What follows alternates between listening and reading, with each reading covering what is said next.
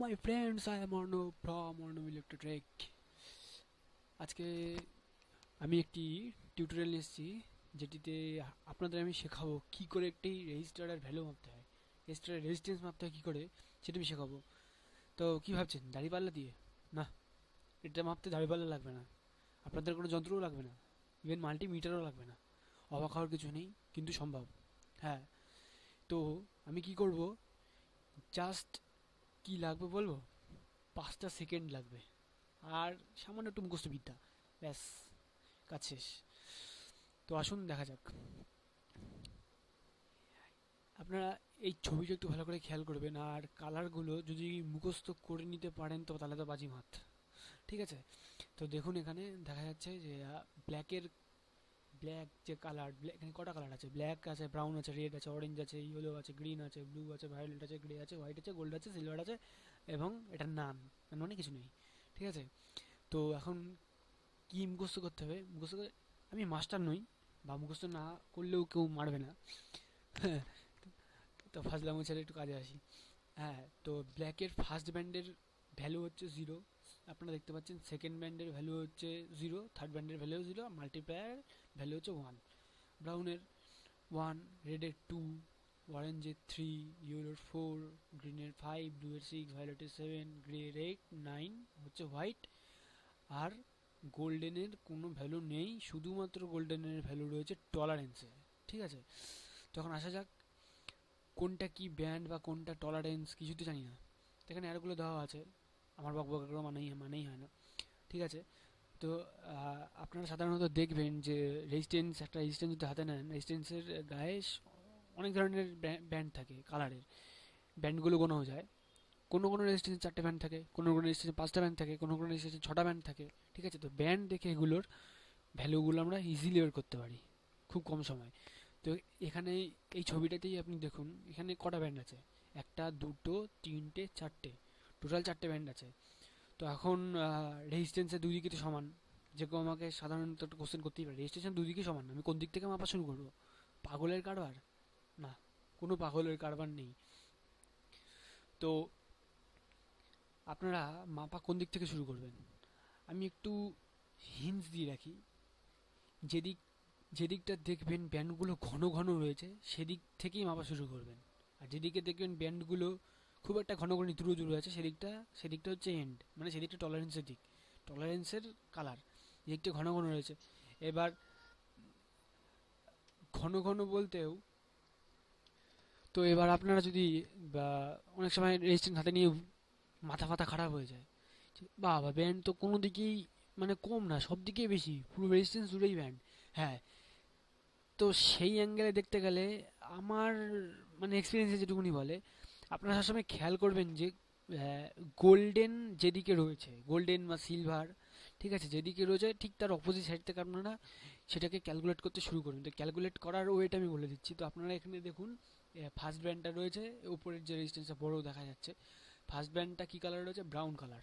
Second ব্যান্ডটা রয়েছে black, থার্ডটা রয়েছে red, আর লাস্টেরটা রয়েছে গোল্ড।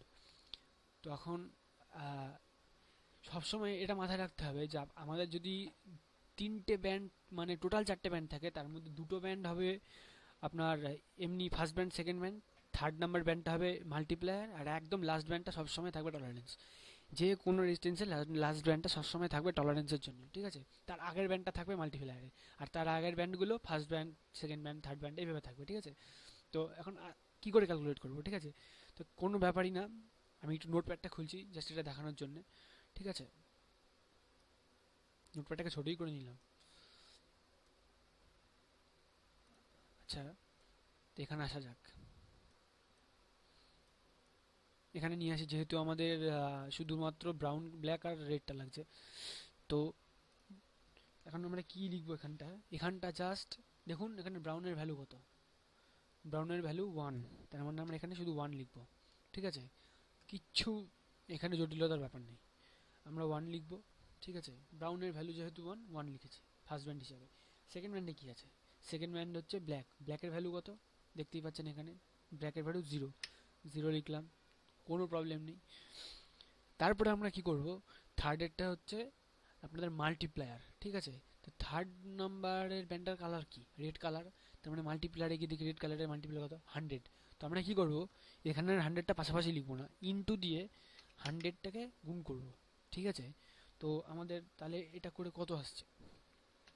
1000। ঠিক আছে, তার মানে এটার হচ্ছে ভ্যালু হচ্ছে 1000 ওহম। ঠিক আছে, এটার তাহলে ভ্যালু এসে দাঁড়ালো 1000 ওহম। তার মানে আমরা 1000 ওহমকেও বলতে পারি 1 কে, তার মানে 1 কিলো ওহম।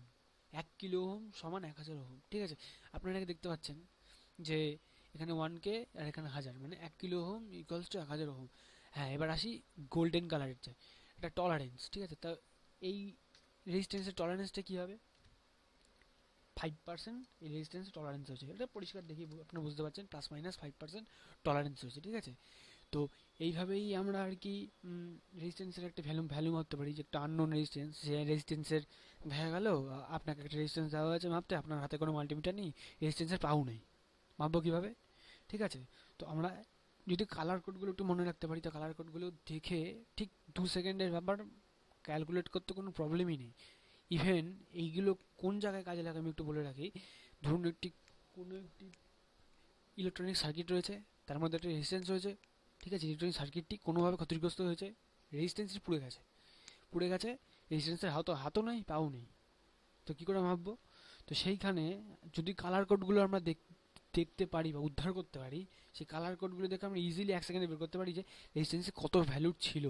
ব্যাস, ওই ভ্যালু রেজিস্ট্যান্স নিয়ে নতুন একটি ওখানে বসিয়ে দিয়ে সোল্ডারিং করে দিলে ব্যাস, এভরিথিং ইজ ওকে।